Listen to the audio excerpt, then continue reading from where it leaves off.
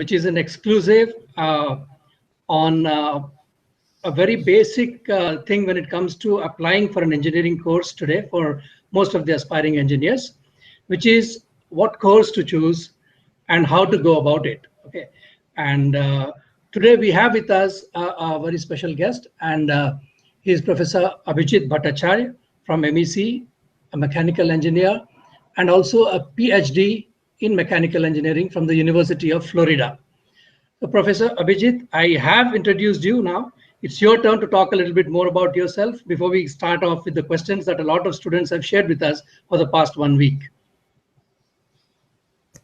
Thank you, Mr. Praveen, for that brief introduction. I'll keep my self-introduction also very brief. Before joining Mahindra Ecole Central as a faculty member, I was in the United States, and I used to work in industry in the United States. That was my previous proper job. Before working in industry in the United States, I went to graduate school at the University of Florida, as you said, to take my PhD. So we are going back. Before my PhD, I spent about 19 years in industry, in various roles in manufacturing engineering. Before that, I went to IIT Kanpur to take a BTech in mechanical engineering. I went to school in Rajasthan, in Ajmer. And this is briefly about myself. My passions are teaching and manufacturing. These are my two passions. So I was able to, you can call these my hobbies. I was able to indulge in manufacturing as a hobby while I was working, which is what made work fun. Then I decided that I want to share some of the few things that I have learned in my life and pass those pieces of information to the younger generation, which is why I decided to transition to academics. This is about myself. Please go ahead and shoot any questions you have today. Okay, we have quite a few actually, and all of them are focused around the problem of making a choice. Okay, so most of the students nowadays, once they're done with the 11th and 12th, after a rigorous 2 years of learning and mugging up and all that, they're at a crossroads all of a sudden. Okay, I've cleared my mains, I've cleared my exams, and what course do I go for now? Oh, that is the best course, is what somebody says. A parent says something, a friend says something, an acquaintance says something, the market is talking about one course. So they're kind of confused, and most of them go for the market norm. What everybody says is the best course. But do you think there is any such thing as the best course in engineering today? Thank you for that very interesting question. In fact, it is a very, very important question. I believe it is one of the most important questions that can be asked, which is relevant to 17 and 18-year-olds who are deciding at this point in time to make career choices. What should a high school student do after high school, so that whatever he or she does after high school stands him or her in good stead in life, which can become his or her profession, based on which he or she can not only earn his or her livelihood, but also enjoy his or her life. You know, fun is a very important part of life. As you might have noticed in my introduction, I mentioned that while I was in industry, I was having fun. And here at Mahindra Ecole Central, I do have fun in my own way. If it was not fun, I wouldn't be here. So the question is a loaded question. For instance, there is no single answer to this question, obviously. We cannot say this is the best line. Certainly, One line cannot be best for everybody. So what should any single individual do? That might be a more relevant question. So now we have come down to an individual student making a choice. What should he or she do? Now this depends on many factors. The first and foremost is, what does he or she want to do with his or her life? How do I want to lead my life? What do I want to do? What are my aspirations? What are my hopes, desires, needs, compulsions? What are the constraints under which I will be leading my life? We are born in a family. We cannot run away from our family. So we might have family constraints. We are born in a society. We are born in human society. We can't live in isolation of society. We have to live as an integrated part of society. Can't run away from society. So there are all these different constraints, if you may. And within these constraints, how do I fulfill my aspirations, if you will? So the question is, what are my aspirations? And that has to be linked with my abilities. So a student might have certain aspirations. At the same time, the student has to make some judgments about his or her abilities. You know, some people have the ability to work very hard. Others are very lazy by nature. Some are moderately hardworking. There is a good career for an extremely hardworking person. There is a good career for a moderately hardworking person. There is also a career for a lazy person, somewhat lazy person. Though the returns on investment for the lazy person may be less than the returns that will accrue to a very hardworking person. So one is how hard are you willing to work? And the other thing is, how smart are you willing to work? So the question is not only about working hard, the question is also about making very smart choices. How do you make smart choices? First of all, you figure out approximately what you want to do. It's impossible to figure out exactly what you want to do at the age of 17 or 18. Some people are able to figure it out. But for most people, this is the normal situation, that you don't know, you don't have a clue as to what you want to do with your life. So you have to make some judgments. Now, you might want to pursue academics. Most people in India who are in high school, they want to pursue academics, whether they are able to or whether they have the capability to do so or not. This is a skewed situation in our society, and it ends up damaging most of our students. In the United States, what I observed was that some people drop out of school after class 8th. After 8th grade, they drop out of school. And then they take up some jobs which they are suitable for. For instance, they might take up a job waiting at tables. They can become a waiter. Or they might become a chauffeur. Or they might become a janitor.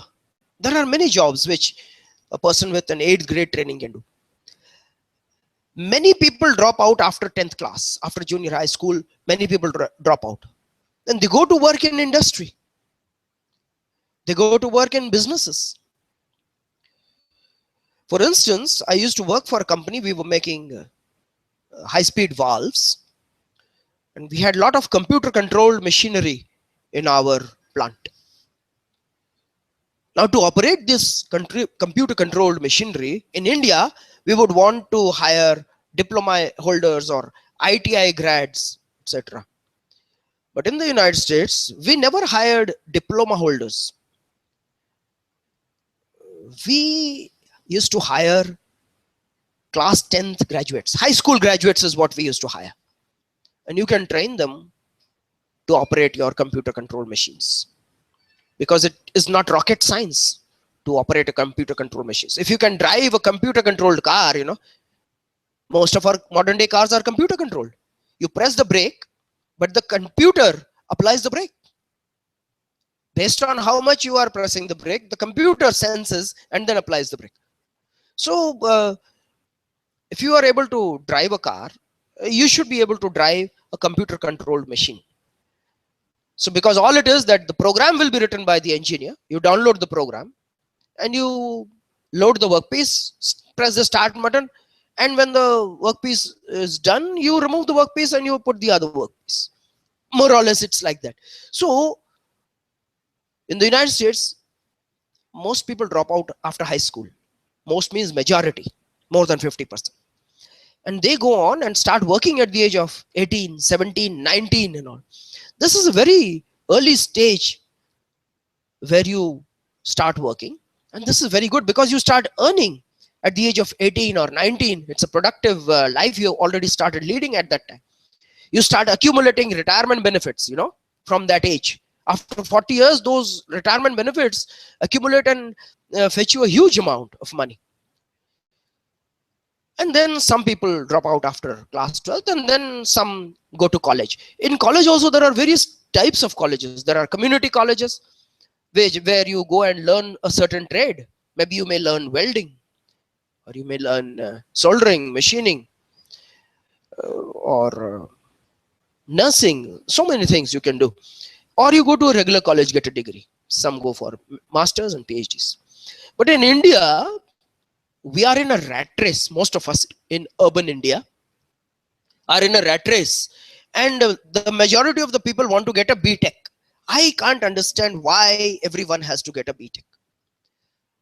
Absolutely the wrong choice for most of the people who want to get a BTech. Only a few people should get a BTech. In India, we need approximately 150,000 new BTechs a year at this time. We don't need more. And we are graduating 6 lakh BTechs. These extra 4.5 lakh BTechs, they don't have any hope. They don't have any chance of getting themselves an engineering job. They go out and do other things. Then why go in for engineering? It's expensive, time consuming. Since you are not able to, since you are not capable of learning it well, you end up learning nothing at all. So a BTech is actually a wrong choice for the majority of the people. But a BTech would be a right choice for some people. So how should you choose a career? Let me summarize. You find out what you want to do with your life. That only you can do. Peer pressure should not pressurize you. Parental pressure should not pressurize you. My parents wanted me to become a medical doctor because my father was a medical doctor. I resisted vehemently and I refused to take biology as a subject in my class 11. My parents ultimately supported my decision because I wanted to go in for a technical career. So if I had made a choice and according to my parents and gone in for a medical profession, I would have been a disaster as a medical doctor. Would have been absolutely the wrong thing for me to do. But I'm happy I made my choice at that time. So avoid peer pressure, avoid parental pressure. Think with your own mind. God gave you a mind. Think with your own mind. What is it that you want to do with your life? And what kind of an education? Or do you need a college education at all? Suppose you want to be a property broker, you don't need a college education. If you become a good property broker, if you start at an early age, by the age of 25, you can be one of the topmost property brokers in India. Property broking will always be a profession that will be a paying profession for those property brokers who are good. If you are a bad property broker, you'll never make any money. But if you start early, you learn the tricks of the trade, you start working with a broker, help him out or her out. And then after 3 or 4 years, you go out on your own. Then by the time your friends are finishing your BTech, you are selling properties worth crores of rupees and making commissions worth crores of rupees. And you will enjoy it, I have a very good property broker friend who really enjoys his job. He really enjoys his job. And he shares so many anecdotes. It is such an enjoyable life. So decide what you want to do with your life. Decide what your likes and dislikes are. If you do not love mathematics, don't take up engineering because it is mathematics based. I didn't say you should like mathematics. I said you should love mathematics. It should come naturally to you without effort. and should be able to work hard enough and be able to solve problems day in and day out again without getting bored, So if you are that kind, and if you have a love for the physical sciences, chemistry and physics in particular, then you should think of a career as a BTech engineer. So let me stop here, and I think I have laid the background for future questions which you might have, Praveen. Yeah, thanks, Professor, for that very succinct response and your thoughts about how best to go about opting for a course. You spoke about aspirations. You also spoke about ability. Okay. In your particular case, with your abilities, you may have ended up scoring very well in the MBBS exam and become a good doctor. But I think what was missing was the affinity. That's another A I'm bringing to the table. If I do not have the affinity for a particular subject or for a domain, then me going into it with my aspirations and ability would still be meaningless.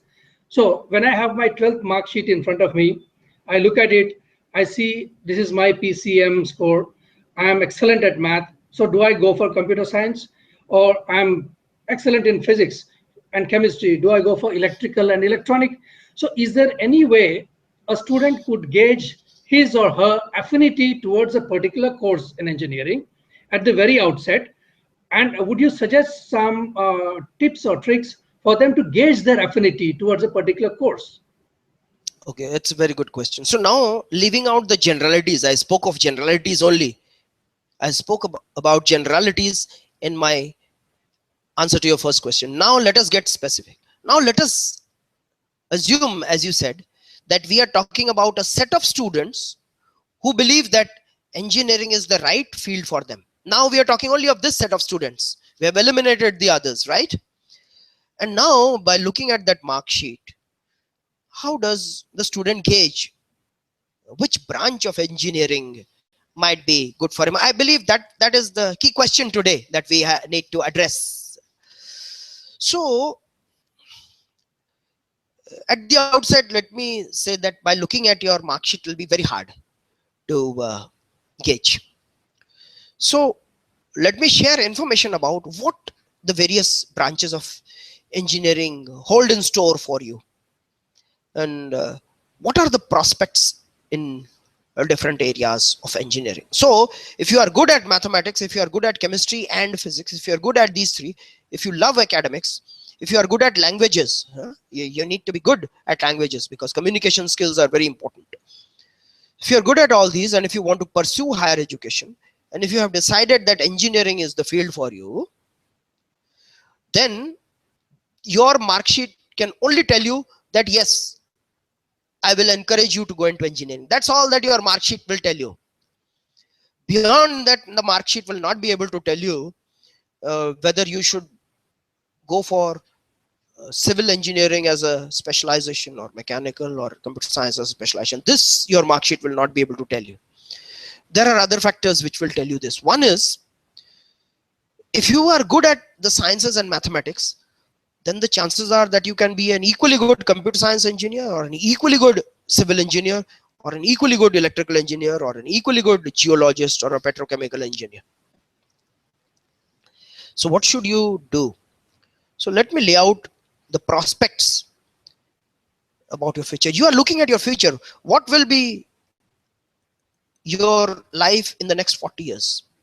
What skills will you need to survive and be competitive in the next 40 years? Which branch of engineering should you choose so that you will have those skills and you will be able to survive and thrive in the next 40 years? Which branch of engineering gives you the best chance to do that? That is the question you're asking. All branches of engineering give you a chance to do that, provided you are the best, provided you are a topper, one of the best in any of those branches of engineering, provided you are competent in your branch of engineering. So let me lay out, I will just address some 3 or 4 different branches, especially those branches we offer here at MEC, which are general branches. Let me address the prospects for them. First, let us talk about civil engineering. Right outside the place where I am sitting here, I can hear in the background some noise. This is an earth moving equipment, moving earth, If you look around us, construction work is going on all around us. If you go to China, you will see construction work is going on all over China. The kind of infrastructure that China has built and is building is probably the best in the world. So yesterday I was hearing Mr. Donald Trump. He is one of the Republican candidates who is fighting for the nomination as the Republican nominee for the presidency. And he was telling how when he goes to China, he sees all this wonderful infrastructure, and when he comes back to the United States, the infrastructure in the United States is falling apart. And for those students who have their eyes on foreign lands, many of our students do. They want to take a BTech here and go fly to the United States and lead the so-called dream life. Let me address those concerns. After 5 years or after 4 years, when you fly to the United States, which will be that branch of engineering which will serve you in, will stand you in good stead for the next 20 years of your life, 30 years of your life? If you continue to live and work and do research or go into industry and work in the United States, what branch will that be? It will be civil engineering. Because the United States is going to invest billions and billions of dollars into rebuilding their infrastructure. Everything has to be broken down and rebuilt. All the interstate highways, they're outdated. They have to be built, rebuilt. Flyovers have to be rebuilt. Multi-level interstates have to be rebuilt. Dams are being broken down. Dams are being taken apart. Breaking apart dams is going to be big business in the United States for the next 50 years. And so will it be in India, because there are very good reasons why you need to close down certain dams and break them apart and re-landscape the entire landscape. So bridges are falling apart in the United States. Railway bridges as well as road bridges are falling apart in the United States. They have to be rebuilt. Airports are dilapidated in the United States. They have to be rebuilt. Mr. Donald Trump was talking about an airport in Qatar. He was in Qatar and he said, this is one of the most beautiful airports he has seen. And he started talking about how beautiful this airport was, and the Qataris told him, no, this is not the airport. This is just the temporary airport. Look out there. That is where the airport is being built. And he could see lots and lots of earth moving equipment building the new airport. If the temporary airport was so beautiful, how fantastic and mind-boggling will that new airport be? And then he comes back to LaGuardia or Newark in New York, and he lands in a dilapidated airport, and he says that the entire infrastructure has to be rebuilt, and it is true. Infrastructure has to be built in India. Our population is exploding. When I graduated from IIT Kanpur, the Maruti 800 car had not been produced. That same year, the Maruti 800 car was produced. And now the Maruti 800 car has died, it's outdated. Now we are driving Volvos, Mercedes, Audis, etc. We don't have the roads to drive those luxury cars on, but our people want to drive them. There are lakhs and lakhs of good cars on the road, and there are tens of thousands of those ultra luxury cars on the road. Every year, approximately for the last 3 years, approximately 30,000 of those ultra luxury cars have been sold in India. Mercedes-Benz, BMW and Audi put together. Jaguar, Volvo, etc. have also joined in now. Now the question is, where are the roads to drive these cars on? Right now in Hyderabad, I find we have these outer ring road, etc. These are ultra modern roads. These are modern roads.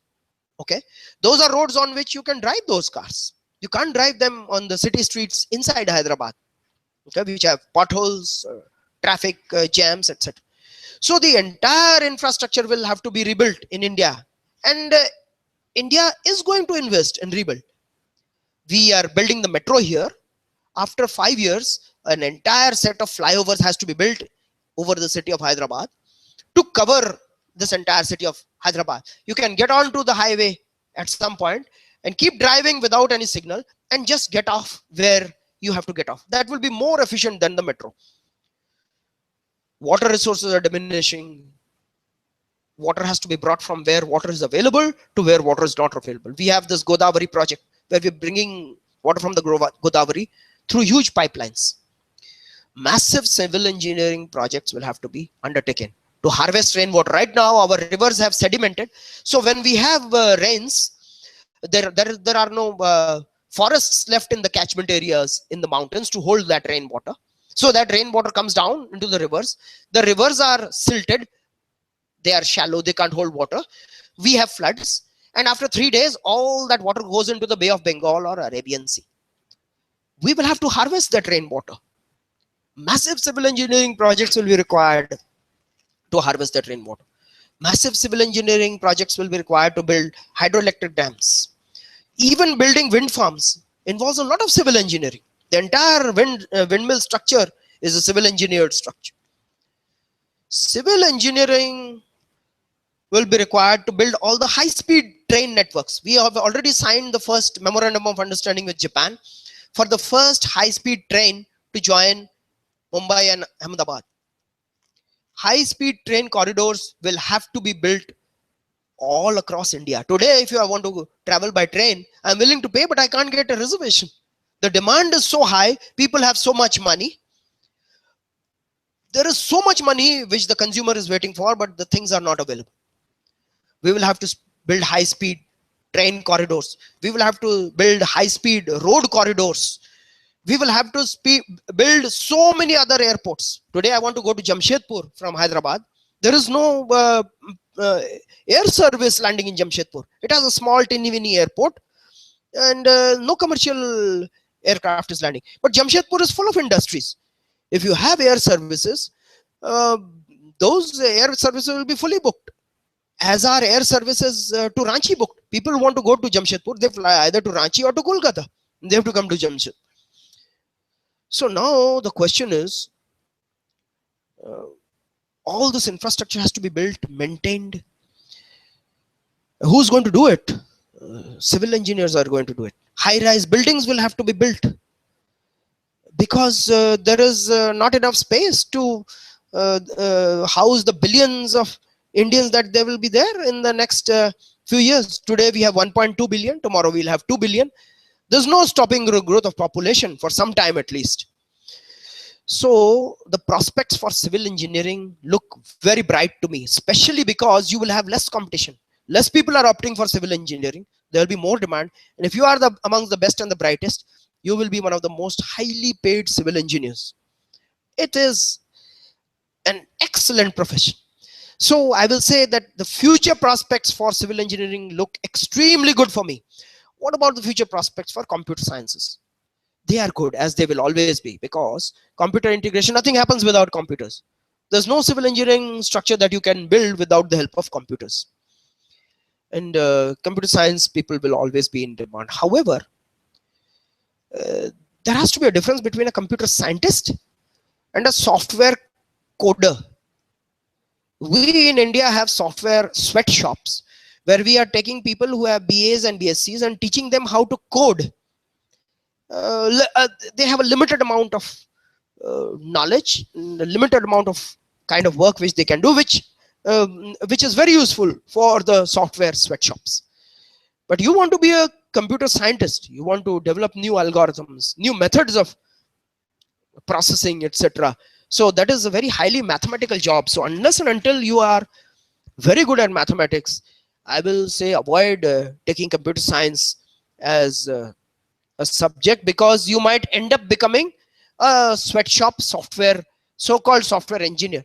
It's not a very good life. It's not a very satisfying life. Intellectually, it is not satisfying. But there will always be a requirement. If you have a computer science degree and if you know enough, there will always be a need for computer scientists.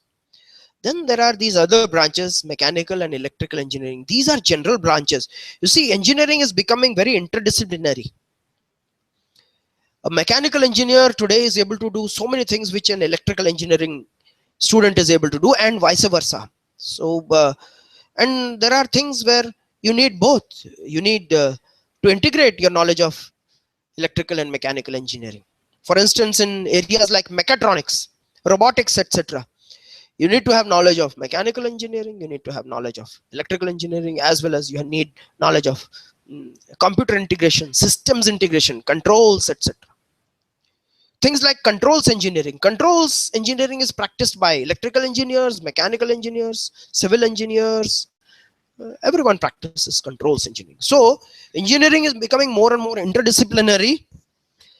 There is no single branch of engineering which is good or bad. Every branch is good provided you are the best at it, provided you are good. And to me, the prospects of civil engineering look very, very bright in the next 40 to 50 years all over the world. Yes, Pravinji, your next question, please. Thanks, Professor, for those wonderful insights on civil. Much needed, because we've seen a lot of prejudice against civil engineering for no particular reason. And we all know that, re-engineering, rebuilding domiciles and residential areas in earthquake-prone areas, rebuilding dams, the roads, the highways, all those. It's a high priority for the next couple of decades all over the world. And uh, and like you said, it's all integrated. You have to be holistic. And that brings us to the next question. Ki, ability, aspirations, and affinity apart, the kind of learning that one needs to go through in the initial years of engineering should actually lay the foundation for a more intensive period of the last 2 years of training. And what are your thoughts on this? And what are your thoughts and what are your personal learnings at MEC basis these parameters? Thank you for the question. This is as good a question as any. So let me start with an experience at MEC. One student came to me, and he has a cousin who is a faculty member in a university in the United States. He has another cousin who is an employee of Microsoft in the United States. And he had a discussion about the future career and what kind of projects he should take up here and all for a future career. And he had a discussion about these things with both his cousins. And then he came and reported to me. He said both of them advised him, first concentrate on your basics. So in the first 2 years of your engineering study, what you need to do is you have to concentrate on your fundamentals. Your fundamentals have to be good. That means your knowledge of the languages, your communication skills and presentation skills, your people skills, and your knowledge of mathematics and the basic sciences, as well as what we call engineering sciences, need to be very sound and solid. These are the years. These are your formative years. Without thinking of what you are going to do 6 years from now, first you have to, in the first 2 years, you have to concentrate on your basics. Without ignoring that, if you start running and trying to pursue spurious projects, etc., to try to get ahead of everybody, you end up falling behind everybody. And what this knowledge of fundamentals does is to give you what you have mentioned, a holistic education. This is a holistic education. That means you learn the languages, you learn about society, economics, you learn presentation skills, people skills, communication skills, as well as you learn the sciences and the mathematics and the engineering sciences and the technical arts. And this prepares you for a background in an engineering profession or an engineering management profession or a management profession or any other profession. A BTech is a very good general education, It's a very good general education. If you have a good grounding in any field of engineering and if you have a BTech, you can virtually do anything in this world, except of course maybe you can't be a medical doctor or a nurse. For that you need specialized training. But you can do most anything. You can become an IAS officer or an Indian police service officer. You can go into the army, so many things. So the first 2 years, what you need to do, we at MEC provide you a holistic education. It's not a one-dimensional education. We do not provide a one-dimensional education which is only technical subjects, engineering subjects, technical art subjects. No, we provide a holistic education, and that is what you need. You need it to succeed. Then in your next 2 years of engineering, again, you need to concentrate on the fundamentals of your professional engineering courses. Always be concentrating on the basics and the fundamentals. Try to get your fundamentals right in these 4 years of engineering, and that will set you up for a good career in engineering. That would be my short answer, Praveerji. Thank you again for that answer, Professor. And this is another a question which is not part of the general list here. In the course of your career as a teacher, as an instructor, as a professor, have you ever come across students who, after opting for a particular course in the beginning of their years, halfway through request or feel a need to change their course? If so, what prompted them to do that? What made them come to that realization point? Hey, I took up this course, but this is not the course for me. I'd rather go for electrical than civil or than mechanical. Yes, this is a very good question, because this is a very, very common situation, Praveenji. It's a very common situation. And I come across it almost on a daily basis. Almost on a daily basis, I meet a student who is not comfortable with his or her own branch or his or her own situation. In the sense, when I say daily basis, I mean on a very regular basis. It won't be every day. It's a very basis. What has happened is that some of these students have ended up making choices based on parental pressure, based on peer pressure, or based on just taking a blind pot shot without thinking. So those who have chosen what to study without thinking for themselves, they are in big trouble. And midway between through the course, they realize that they are not doing so well in those areas where their specialization lies, and therefore they are not suited for that. And it's too late. Under the Indian system, it's too late to do anything. In the American system, you can always change your life at any time. You can change your branch and your life at any time. It's very difficult to do that in the Indian context. Here we have so many constraints, social constraints, you know. I went to United States at the age of 41 for my PhD. At the age of 41, I went back to school for a PhD. In India, at the age of 41, if suppose someone wants to go back to college, they call him crazy, which is why I chose to go to the United States. Nobody called me crazy there. So changing track midway is always possible, and I would encourage people to do that even in India. We have to break the shackles. We have to break the shackles. You know, suppose after the end of the first year, by the end of the first year, you realize that engineering is not the right field for you. Do not pursue it any further. By that time, you have also realized what is probably the right field for you. Go, leave your BTech degree, go out and pursue something else. Do something else. Maybe appear in your class 12th exam again, and then maybe enter some other field. And then people come up, say, we lose 1 year, we lose 2 years. But if you do not do that, you lose your whole life, you know. If you keep on following what you don't like or love, your whole life becomes miserable. If you stay in a BTech degree after the first year without liking what or without loving what you are doing, you are stuck for the next 3-4, because sometimes you don't even graduate in 4 years. You get backlogs, and you maybe graduate in 5 years, 6 years. That degree is useless because it shows so many backlogs, and it also shows that you don't know anything, and you in fact haven't learned anything useful. That is a worse situation than going out after the first year or the second year. So I will say, do not be afraid to change your field at any time in your life.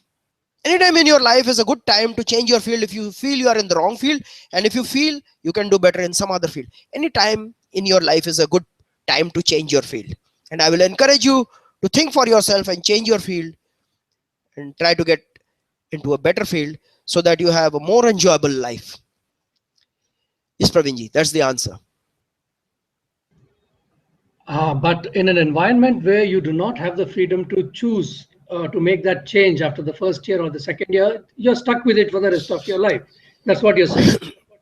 No, no, no, you're not stuck. See, you should get out. There are various ways to get out. Either you leave that BTech degree, leave that college after first year, and try and take up some other field of study which you want. Maybe you want to become an economist. Go take up a BA economics. Go enter a BA economics course. Maybe But you will not get entry into a BA economics course in Delhi University, but maybe in some other university. In fact, sometimes you are better off uh, taking up your undergraduate studies in a less well-known university, because what you can do is you can work hard and become the gold medalist, because the competition is that much poorer. You know that the competition is poorer compared with the competition in Delhi University. In Delhi University, to become a gold medalist in economics at the master's level, you have to be brilliant. But in some other university, you might be a regular but hardworking guy, and you can become a gold medalist.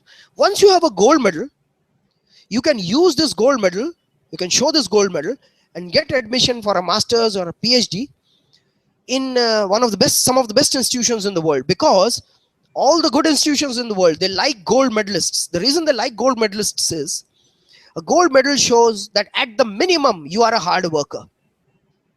You may be a genius, but you cannot be a gold medalist until you have a disciplined work culture along with your genius. But you may not be a genius, but with discipline and hard work, you can still become a gold medalist. So a gold medalist indicates the probability is very high that you are a very well disciplined and hardworking individual if you have a gold medalist. So leave your branch BTech here, go to some small university which nobody has heard of, take up a branch of study which you feel you will be comfortable with, perform what is called self study. Don't worry about non-availability of good teachers. There is a curriculum, there are some textbooks. These days open courseware is available. There are sources of learning are everywhere. Learn on your own, do well in your exams, get a gold medalist at the BA or BSc or BCom level, and then doors in life will open up for you. This is how you should open up doors. There used to be guys in the University of Florida who were pursuing PhD in agriculture, and many of them were Indian students. These students were so smart, because they had biology in as one of their science subjects in class 12th, but they didn't do well in their entrance exams, or they didn't do well in their board exams. They couldn't get entrance to medical or dental or nursing, etc. So what they chose is to take up a BSc agriculture as a line of study. This is a very smart move, because in BSc agriculture, your competition is also not 95% people in board exams. People who get 65% or 55% in board exams probably take up BSc agriculture in regular universities.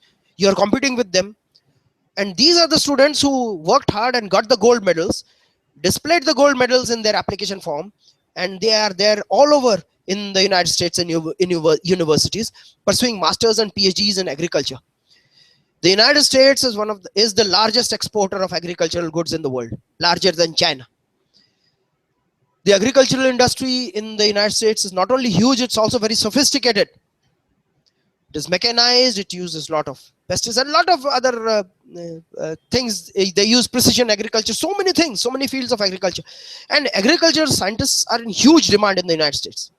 After a PhD, these students get jobs there which pay 100,000 US dollars a year, 120,000 US dollars a year.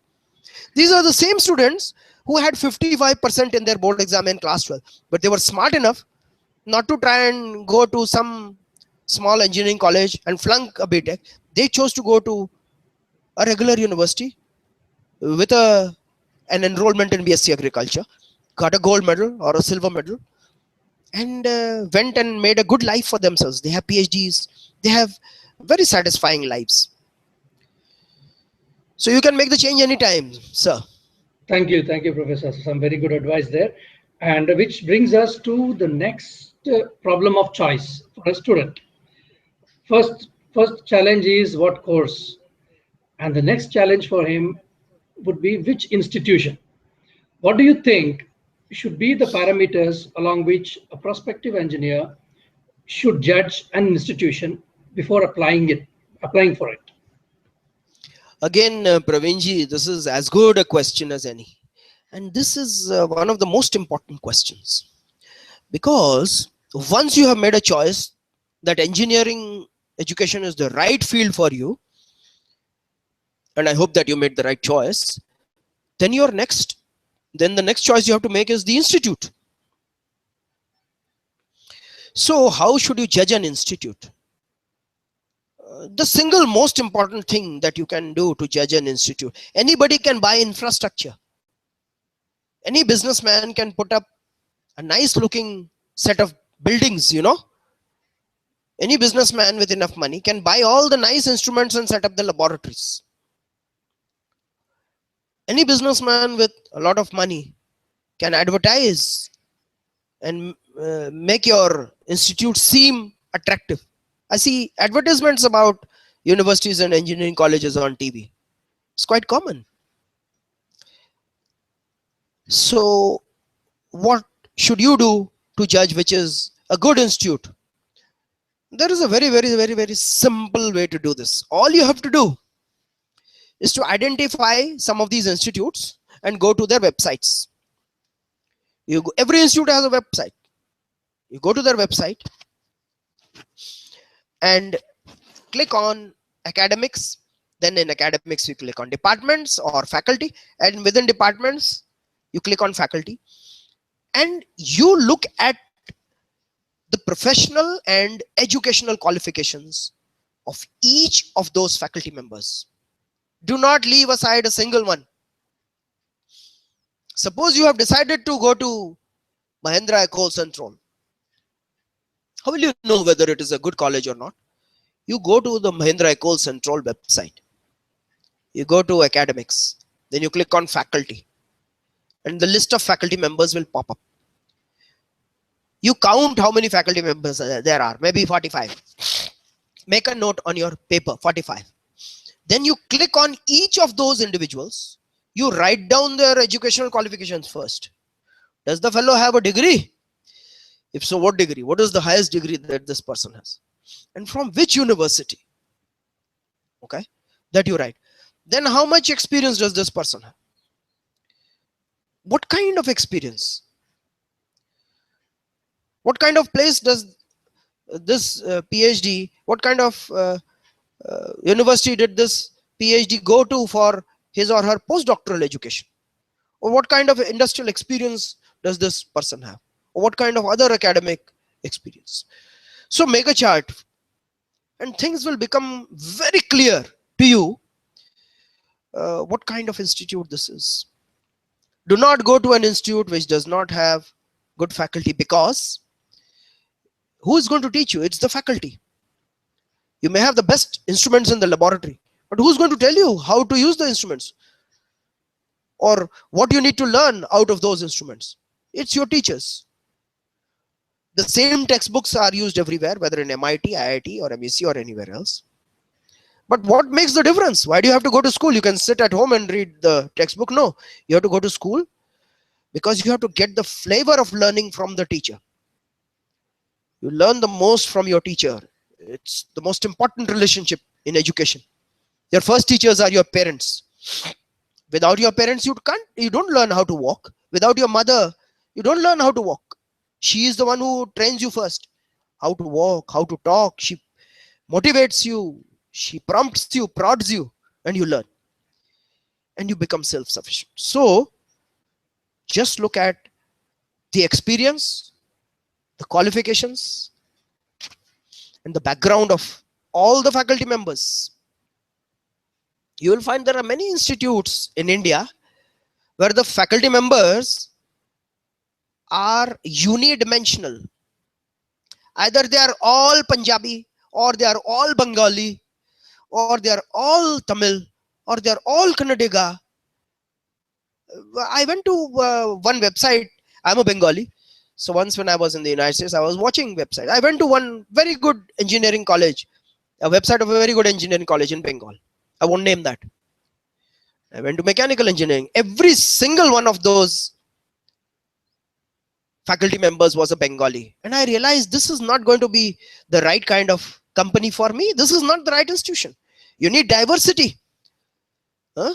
Is it true that only Bengalis can be good faculty members in engineering, mechanical engineering? No, not at all. In fact, just the opposite is true. You need all kinds of people. You need a diverse set of faculty members to teach you. So look at the background, the educational qualifications, the professional qualifications, the achievements, and the diversity in the faculty. There should also be a good mix of faculty. You need a large number of young faculty as well as you need some older faculty. The older faculty brings the experience. The younger faculty brings in the futuristic ideas. The best research in science and engineering is done by people who are in their 20s and early 30s. That is when you do your most productive research. Albert Einstein did his most productive work in his 20s and the early 30s. That is the time when people are very young and productive and hyperactive, etc. So if a college is full of all retired or highly aged faculty members, this is also not good. Experience doesn't necessarily translate into quality as far as education for you is concerned. So you need to learn from a set of different faculty members. Diversity in age, people belong to all age groups, coming from different kind of educational backgrounds. One-dimensional, unidimensional educational background is not good. If all the faculty members have PhDs from IITs or NITs, this is not good. Faculty members should have PhDs from a variety of places all over the world, not just from India. So this is how you should judge any institute. This is how I would judge any institute. I hope that all the students who are going to listen to this will carry this as my most important message for today. Judge an institute by looking at the qualifications of each and every faculty member. That's the answer to your long answer to your short question. Thank you, Professor. That's a very nice, wonderfully, vocalized answer from you, and I'm sure it's going to make students think a lot, when it comes to choosing the kind of institution that they want to get into for the next 4 years of their life. And talking about students who have a more academic or more research bent of mind, what are your thoughts on MEC or about MEC from the research perspective? Again, today I have not heard a question from you today which I would not like to answer. This is another question which I would love to answer. It's an opportunity for me to talk. Probably this will be the last question, but it is as good a question as any. Thank you. And the reason is that you've asked about MEC. Any student who wants to go for academics, advanced academics or research, wants to pursue advanced academics and research as a career, must first have a very, very good background, academic background. That is, at the undergraduate level, you must have a solid grounding in the basics. Again, we are going to the basics. And there are many academic institutions, when they want to hire you as a faculty member, they look at not only where you have taken a PhD from, where you have taken a master's from, but they look at where you have taken your bachelor's from and how well did you do during your bachelor education. That is, they look at your BTech grade card. And if your BTech grade card is average or ordinary, you are not going to be considered. Even if you have taken up a PhD from MIT, you will not be considered. We at MEC, I must share that we've had faculty applicants who have had very good qualifications from very reputed American universities, and some of them we have had to reject. And at least one case we had to reject because his background in his BTech, that is his BTech report card, was not that good. So for academics and research, your BTech education is the most important one, because it gives you all those abilities which you need to succeed in your master's and PhD and in further research. The basic background, the subjects that you learn in these 4 years are absolutely essential for you to succeed. And this is where MEC gives you a very good chance, because the faculty members at MEC, we have not compromised on the hiring the faculty members. If you look at, I am one of the faculty members, so I will not talk about myself, but about my other colleagues, I will say that they are the best of the best. Other colleagues, all my other colleagues, they can stand shoulder to shoulder with any faculty member in any good institution anywhere in the world. They are so highly qualified. We have colleagues who have published more than 100 research papers in journals of repute. We have colleagues who have written more than 6 books. We have a colleague who has coined a new term in thermodynamics. Those of you who have learned thermodynamics, they know about entropy, but we have a colleague who has coined a term ectropy. And he has written, he along with his team of researchers has written a book on thermodynamics. And this was a book which we were proud to present to a Nobel laureate who visited MEC very recently. Now, these are the kind of people who will teach you at MEC. We have a colleague who developed cryogenic machines at BHEL. Absolutely cutting edge industrial research. So the advantage for you, if you want to come to MEC, is that our coursework is very, very rigorous and very demanding. You have to work very hard to succeed, and once you work hard, you develop the hard working culture. You imbibe that culture, and you work hard, and you learn how to look at things from the fundamentals. You know, we teach you how to look at things from the fundamentals. You learn how to work with your hands. You have a practical orientation. You do projects which give you vicarious learning. You know, through projects you learn, and you get what is called a wholesome education. At the same time, you get training in the humanities, economics, etc. So if as a researcher, if you're writing a grant proposal, you should be able to compose your document in proper English, you know. So the use of the English language becomes critical, you know, when you're writing a research document. You must be able to express your ideas properly if you're writing a journal paper. So we have professionals to teach you, and you learn French language too. Here, this is an additional dimension which we give, where you're obliged to learn the French language. So learning a French language trains your mind. Learning a foreign language trains your mind to think differently. And if you learn one foreign language at this stage, if you need to learn another foreign language at any stage, it becomes easier for you. For example, you might want to go to the United States and learn Spanish if you are part of a Southern American university, and having learned a new European language during your 4 years in BTech will give your mind that training to be able to pick up another new European language in the future.